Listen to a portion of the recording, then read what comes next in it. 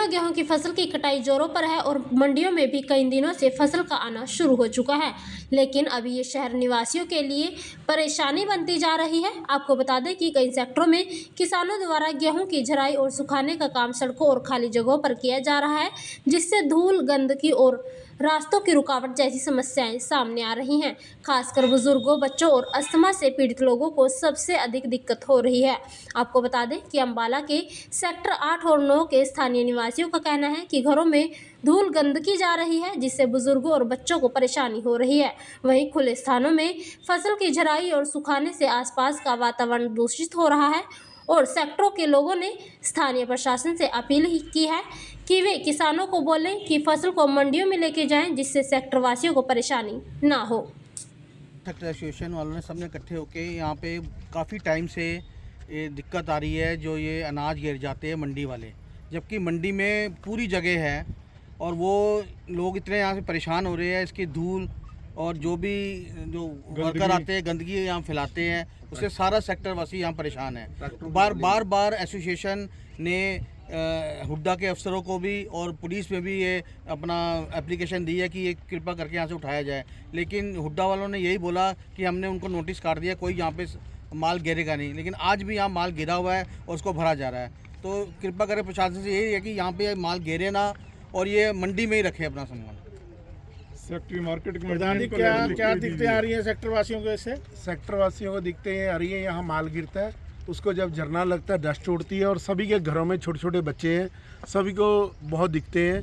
छोटे छोटे बच्चे, सामने पार्क है, सैकड़ों की तादाद में शाम को लोग बच्चे सैर करने आते हैं, खेलने आते हैं, सभी को बहुत परेशानी आ रही है।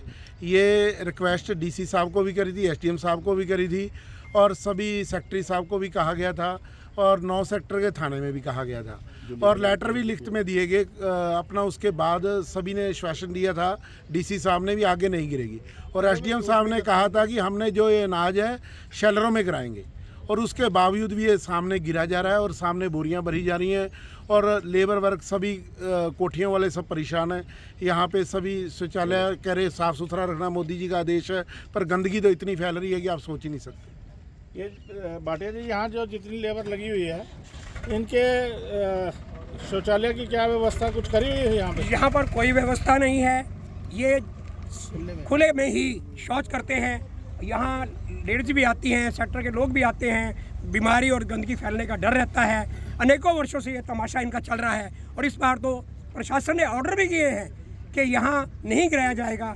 प्रशासन के ऑर्डरों को दरकिनार करते हुए, नज़रअंदाज करते हुए इन लोगों ने ज़बरदस्ती, कुछ आड़ती ऐसे हैं जो जानबूझकर सेक्टर वासियों को परेशान कर रहे हैं और यहाँ पर अपना खुले में अनाज गिरते हैं, जबकि सेक्टर के लोगों को यहाँ रहना भी दुभर हो गया। सेक्टर के लोगों का बहुत कठिन जीवन हो गया है। हम लोग सब परेशान हैं, पूरा सेक्टर परेशान है, आसपास का वातावरण भी खराब होता है। मेरी प्रशासन से दोबारा निवेदन है, जिद है, आग्रह है कि विदाउट डिले, बिना देरी के यहाँ रोका जाए, वरना कुछ भी स्टेप सेक्टर वाले ले सकते हैं आगे भी। पुलिस प्रशासन को भी हमने आगाह किया है, हमारे प्रधान जी ने बताया है कि पुलिस को बता दिया गया है, लिख के दे दिया गया है कि यहाँ पर रोका जाए इनको।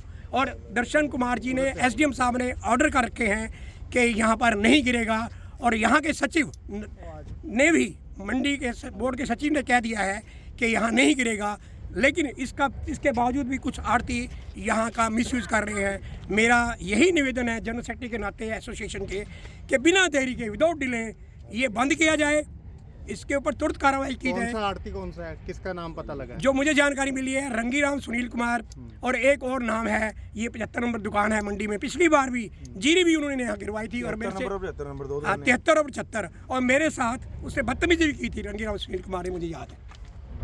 क्या कहना है बाबूजी, बताओ क्या दिक्कत है? अच्छा, दिक्कत तो बता दी इन्होंने, जैसी ये है तो दिक्कत ये है, यहाँ बुजुर्ग भी हैं, बच्चे भी आते हैं जैसे इन्होंने बताया।